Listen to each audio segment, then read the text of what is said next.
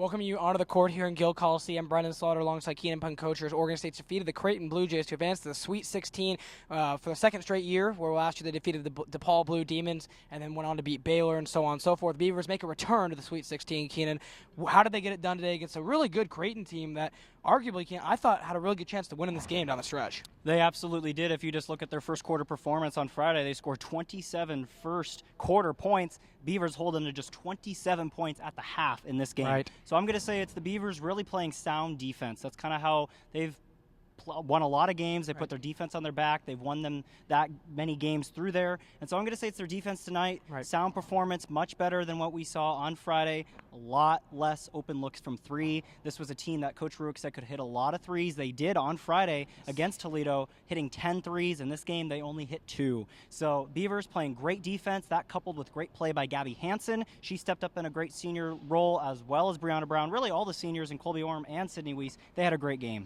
Yeah, the real difference now is going to be Oregon State now goes from a 7 seed in Creighton to playing on a 3 seed in Florida State. Arguably one of the top teams in the ACC. They're the ACC Player of the Year. There's a lot of, things to not like if you're Oregon State. This matchup, Florida State's an athletic team. They're aggressive.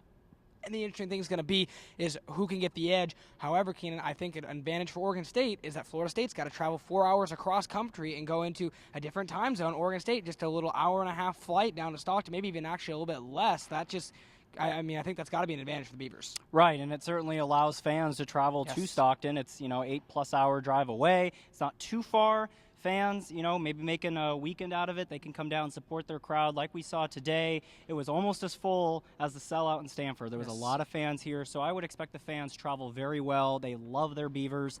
And so I think that does give Oregon State an advantage. Obviously, Florida State going into a little bit unknown territory, really haven't been out this way in a while. But like you said, they have a lot of offensive weapons. Yes. They're going to give the Beavers everything they've got. And I'll tell you what, Brenden, the Beavers have a tough task ahead of them. Yeah, they do. They play Florida State, and then after that they'll play one of the winners of the South Carolina game, and whoever the South Carolina will end up playing, that game will be determined tomorrow. But South Carolina able to sneak by Arizona State in the Stockton region, too.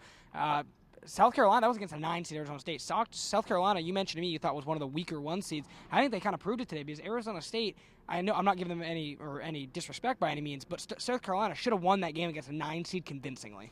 Yeah, and you mentioned it. I think with South Carolina, they're missing one of their star players right now, and so I think that's going to plague them throughout this tournament. They're fortunate enough to get the win today, but I'll tell you what, even for Beaver fans, they know that Arizona State played the Beavers very tough this season. Yes, they did. And I especially remember back at Arizona State, they played them very tough. And so the Beavers, if it played out that way, I'm not sure they wanted to even have faced Arizona State because they could be on a hot streak, but unfortunately they just weren't able to quite get it done.